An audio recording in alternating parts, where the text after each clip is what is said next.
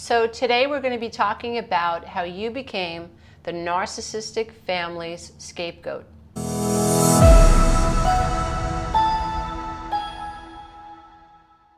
When you come from a narcissistic family or a dysfunctional family, there are unspoken rules. And I don't think that we as adults recognize how the rules that we absorbed as children affected us as adults. When you come from a toxic family, you're basically taught that you're not allowed to feel, you're not allowed to think, you're not allowed to talk. You're not allowed to be you. I mean, if you can't be you, if you can't talk about how you feel as a child, think about what that does to you. Think about the energy that has to get pushed down. Think about living in that type of fear every day, day in and day out. Think about how hyper-vigilant, how hyper-aware a child has to be when they have a narcissistic mother, or they have a narcissistic father, or their family is dysfunctional, their family is narcissistic. Think about what it's like to be a child that is all limbic, all feeling, but the messages that you're absorbing in your reality are telling you that you can't be you. You can't be the energy being that you are. And so in a narcissistic family, there are rules. And the rules are you're not allowed to tell the truth. And the rules are that you have to play along with our program. Now, the scapegoated child is generally the child that can't help but feel, right? So you're the child that is obviously tense and can't deny that you're uncomfortable. There are children who just can't deny that they're frightened or that they are recognizing that something's wrong. There are some children that are better at going into denial and playing along with the program, and then there are children who just can't. And so the scapegoated child is the child that can't go along with the program. The scapegoated child is the child in the family that doesn't buy the competition thing. So it's not uncommon to be part of a narcissistic system where mommy and daddy, or whoever your parents are, have begun to triangulate the children. So there's a favorite child. She might be really pretty, or the son might be really great at sports, or there might be a child that's really smart. You might be the child that, is kind of ordinary, right? Or doesn't get A's and B's and is struggling to get a C. Or you're a child that just isn't into the competition thing. If you think about a narcissistic family wants to be seen as better than the neighbors. So there is this competition between them and other people. And so it's your job, dear one, if you're their child, to make them look good.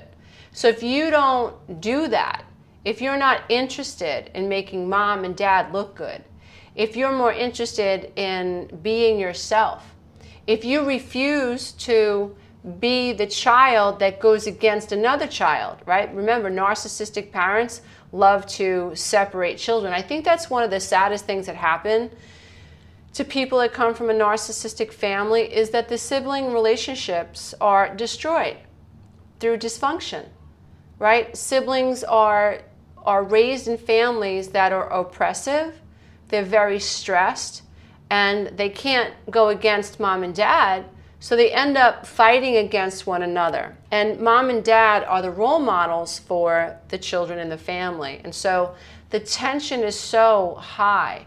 And if mom is bullying the older sister, it's not uncommon for the sister to bully another sibling, or vice versa, a younger sibling. There's going to be bullying going on. It's not uncommon. If you are the scapegoated child, you might be the child that refuses to participate in bullying in the family, right? Narcissistic families want to see everyone arguing. They want to see that tension. Because if they can get you to argue amongst themselves, it's like, divide and conquer. If they can get the siblings to separate, right? If mom can glom onto this daughter, then she can speak to the ear of this daughter and get this daughter to dislike the other daughter, right? And so what happens in that situation? Mom is able to, everything that she's feeling about herself that she hasn't been able to resolve, she projects it onto the scapegoated daughter. At the same time, she creates a source of narcissistic supply from the daughter that she has chosen to be her, her sidekick or her golden child, right? And so think about the manipulation when you're thinking about a narcissistic mother who claims one child, scapegoats the other child.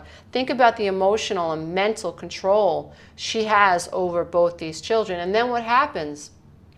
If the children aren't aware, what ends up happening is they begin fighting amongst themselves. And this can last an entire lifetime. I've seen time and time again where sibling relationships are destroyed because of the parents. So if you're the scapegoated child, you're someone that didn't want to give in to that competition. You might have called mom out like, don't put me up against my sister, or don't put me up against my brother, or don't talk about my brother that way. Or you're the kid that is like not into trying to make mom look good. So mom wants you to put a bunch of makeup on, or she wants you to lose some weight. Why? Because it makes her look good, at least in her head. Because mom thinks she can read the mind of other people, right? Think about it. If you have a narcissistic mom that wants you to look good because she thinks that if you look good, that makes her look good too, then we are presuming that mom thinks that she knows what other people think. So mom manipulating you, mom chastising you, mom making you feel bad about you is because ultimately, think about how crazy this is. Ultimately, that's because mom thinks she knows what other people think. It's insane. You don't know what other people think. Mom doesn't know what other people think. In many of the cases, people can see if a mom is highly narcissistic, people can sometimes see it. Not always. But if it's overt, if mom can't control herself, at a track meet and she puts you down because you didn't run fast enough or you didn't win, or if she embarrasses you in front of a teacher because you have acne or you're a little overweight, that's easy to spot. If you have a vulnerable narcissist, that is not always easy to spot. And lots of times the community feels sorry for mom because she's introverted, right? And she might even seem so helpless, right? And so it's not so black and white. And it's really important that people understand that.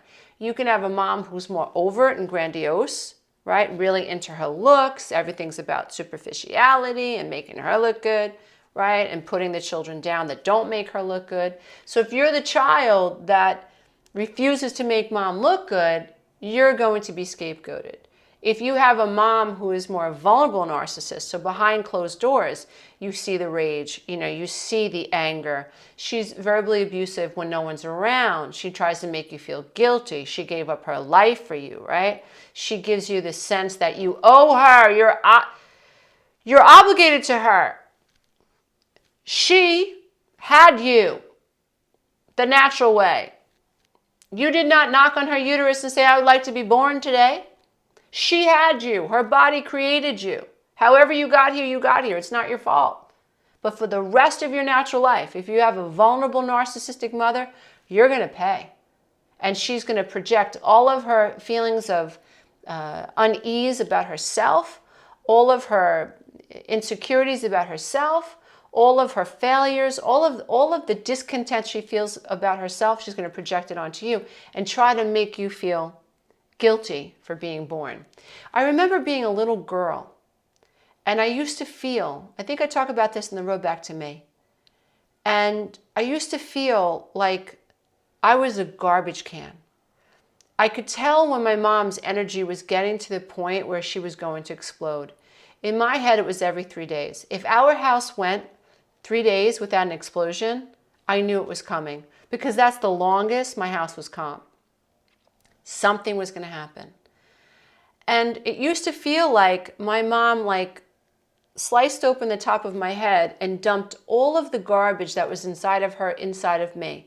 And when she was done yelling and raging and criticizing me, it was almost like she felt better. But I absorbed it. It was like I was the receptacle of all of this. Now that doesn't happen in front of people. That doesn't happen at church. That doesn't happen in front of the teacher. And so if you're that child, if you are the child that can't take it, right, and you start acting out and you cry at the dinner table, you're going to be the scapegoat. The siblings in the family that are able to deny it and they're able to be stoic and they're able to fawn and people please and rescue and get into the good graces of mom and dad, they will not be so scapegoated, but you will. So piggybacking off of what I just said, you will become the scapegoated child in the family if you feel, if you talk about your feelings. If mom says something to you and you say, that hurt me. Or if mom says, go sit down. You tell her you're hungry and she tells you to go sit down and you say, but I'm hungry. You're telling her how you feel. You did not take the cue. Mom wants nothing to do with you right now, so go sit down.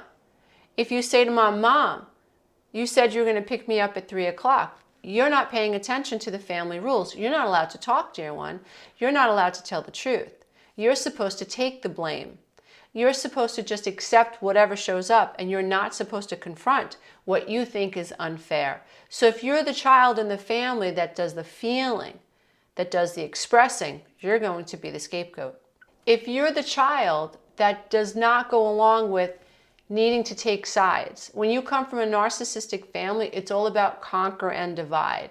The parents of the family want you to take sides. A narcissistic mom might want you to go against your dad, to take her side.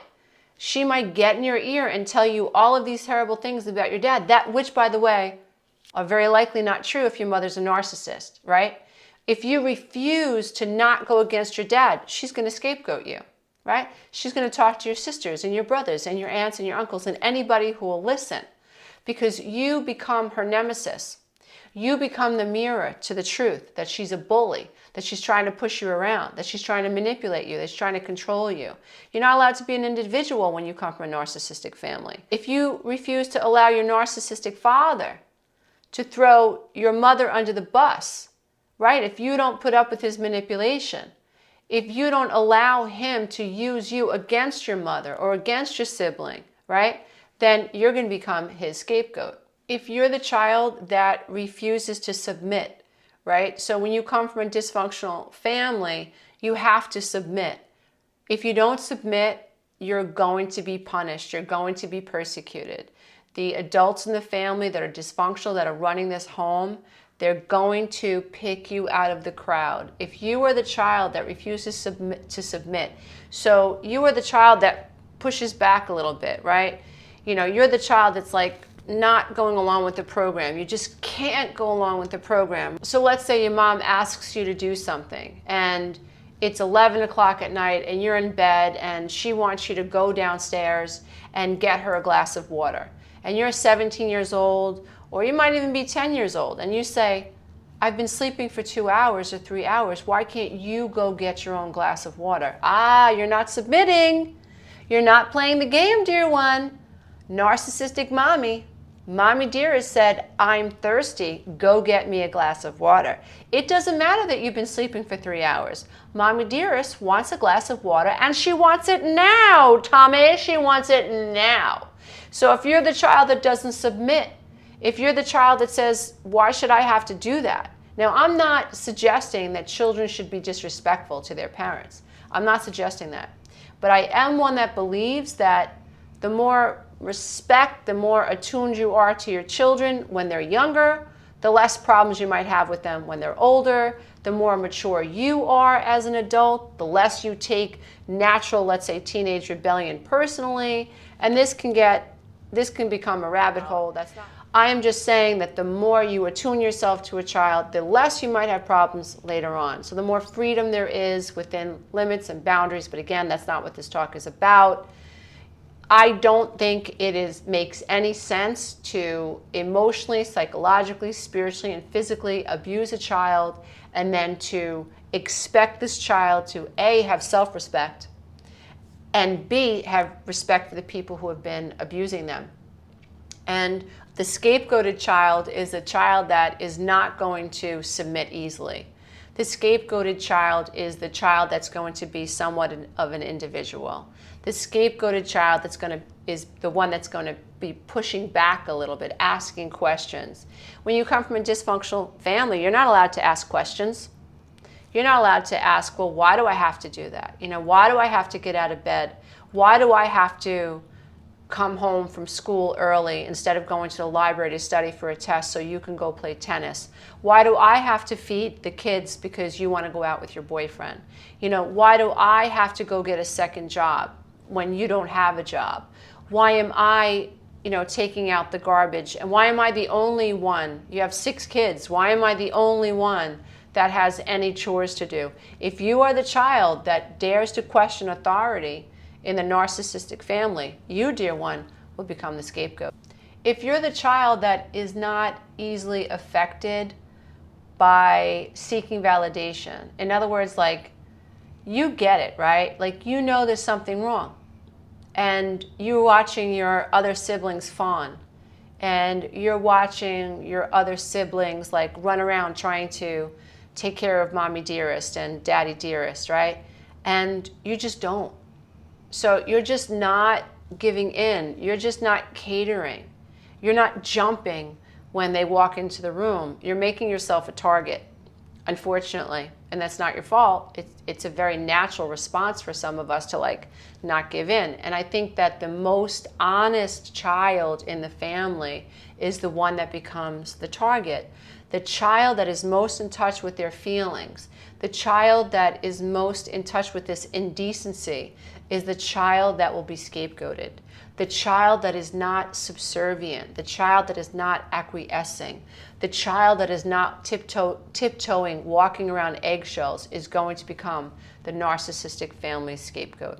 Some of the problems with being the scapegoated child is that sometimes you begin to believe what your mother and father are telling you. You begin to internalize the things that they say. So if you are emotional, they come out with you're too emotional. If you are sensitive, they say that you're too sensitive, right? In my case, I was called too sensitive. I was called a drama queen. And then I just started to shut down. About 11 or 12, I just stopped showing emotion. And then I was told that I was a cold fish. And so I really didn't know how to be. But the message was clear. For whatever reason, I was not enough. I was not enough to gain my mother's validation. I was not enough to be loved. I was not enough to be understood. There's just something about me that was wrong. When you are the scapegoated child, what ends up happening is all the focus is on you. And so the narcissistic parents, right? The narcissistic parents, the codependent parents, they're not understanding that the problem is between the parents, and they've created this structure that the children have to live in. And so rather than look at one another, they're looking at you. They're blaming you, right? So when they're out in public, it's like, oh, she's so emotional. All the attention is on you. You can't sit straight. You don't look good enough. They embarrass you in front of the waiter. All this attention is on you. You feel like a specimen in a petri dish under a microscope. But when you're little, you don't understand why. And so a problem with being a scapegoated child is that you begin to internalize these dysfunctional messages from the narcissistic parents. Another problem that scapegoated children have is that you have learned that love is conditional. You have learned that you must earn the love and validation from someone that you care about. And so your sense of relationships is not healthy. You go into relationships feeling half empty, right? So you go into relationships thinking that you are not worthy. And you go into relationships thinking that it's normal to have to seek validation. It's normal to have to gain this person's validation. That's what I did. My first marriage, I married my mother. I went into the relationship feeling like I wasn't good enough, and I had to make sure that I earned my first husband's love. Another issue with being a scapegoated child is sometimes you have just so much pain associated with the rejection and abandonment from the narcissistic family that you shut down. It's like relationships are too scary. I remember thinking, I was about 13, 14 going into high school, and I had made the decision, I don't want friends. Relationships are too uncomfortable, they're too painful. I couldn't figure out how to be a person. And every time I tried, I screwed up. I messed it up. And so I remember being about 13 or 14 and having this idea in my head, like, I'm just going to work in Manhattan. I'm going to have a couple of cats. Not that there's anything wrong with that, but in my head it was, I'm done. Relationships are too scary. It was too painful. So that's a problem that scapegoated children bring into their future relationships. It's all part of how we internalize these unspoken narcissistic family rules. It's up to us later on in life to confront them head on. And sometimes we don't see it because part of us, I know for me, until I was about 35 or 36, I was still highly codependent on my parents. Even though I was scapegoated, even though my dad knew what was going on between my mother and I and did nothing. All he did was ask me to understand how tough her life was. And so more devaluing me, more minimizing, more marginalizing. And I was about 36 before I realized, I'm a grown-up and I don't have to tolerate this anymore. And I had that showdown with my mom. So being the scapegoated child, that doesn't mean that you don't want your mother and father's validation. Quite the contrary. Very oftentimes you're confused. You still yearn for this connection, even though you were the scapegoated child. And this becomes part of the problem because you still yearn for your connection to your mother and father. And you don't even know sometimes that you were actually scapegoated. You don't even know. You want to idealize your mother and father. You want to hope that one day you're going to be able to have that connection. So another problem is the denial piece. When you don't really understand your family was sick. Your family was sick. It wasn't that your family, had a problem or mom had an anger problem. The problem is that your family is actually dysfunctional and it has affected you in a big way. And sometimes we don't recognize this until we go into therapy or our spouse overhears the way our mother talks to us, or a friend or a neighbor says, hey, what's up with the way your family treats you? Like they don't treat you the way they treat your sisters or your siblings. Another issue that scapegoated children bring into the future relationships is that you just never feel like you fit in, right? You've been ostracized by your family. You're the fish outside the aquarium. That's been your norm. That's how you lived through life. And you have this sense that you just don't fit in, and you internalize this sense that it's your fault that you don't fit in. And that just doesn't go away. I think, if you're interested in this type of information, you really need to be self-reflective in this area, because you have to recognize that just because you leave a dysfunctional family doesn't mean you leave those toxic, unspoken rules behind you. You take them with you. They're a part of you. They're a part of your subconscious mind. They become part of your default mode network. They become part of the way you relate to people, relate to situations, pain versus pleasure. And that's why it's really, really important that you gain insight into the narcissistic family, that you understand what the consequences were of being the scapegoated child inside a narcissistic dynamic. And if you were the scapegoat, you need to be healed. You really need to go into recovery from this type of dysfunction. If you struggle with codependency, if you find yourself feeling invisible, if you feel like you don't have a healthy sense of self because you internalize this idea that you're wrong or that you're bad, there's just something wrong with you. It's not you, it's your programming. It's not you, it's your family. It's the family dysfunction. It's not you, it's the belief systems that you're operating your life with that are dysfunctional, that need to be expunged, that need to be exposed, that need to be understood. And in all of that, there's abandonment trauma, right? There's attachment trauma. There are so many life skills that you didn't learn, and it's not your fault. And so I'm really grateful that you're here. I'm so grateful that you're learning about this stuff. I'm so grateful that you're thinking about it and you're willing to look at your childhood and figure out what were the consequences of being raised in a narcissistic family. My name is Lisa Romano. I'm the Breakthrough Life Coach, and if you'd like to check out the 12-week Breakthrough Coaching Program, I have two versions of the program now. I have an on-demand version and a live version. And if you go to my website, you can learn more about that at www.lisaaromano.com. So if you were the scapegoat, if you were the golden child, if you were the hero child, if you were the invisible child, the 12-week breakthrough coaching program can help you reconnect your inner child and heal the subconscious programs that are keeping you stuck. It's my personal blueprint out of the subconscious codependent mind, and it is an honor to share this with you. And if you'd like to listen to one of my books for free, you can do that. Just click on the links below. Namaste, everybody. Until next time. Bye for now. If you love this content, check out the next video, and don't forget to click the link below so you can take the codependency quiz. It can be a topsy-turvy relationship when you actually meet a narcissist, because when you first meet a narcissist, they're sizing you up, right? They want to know just how far they're going to be able to push your buttons.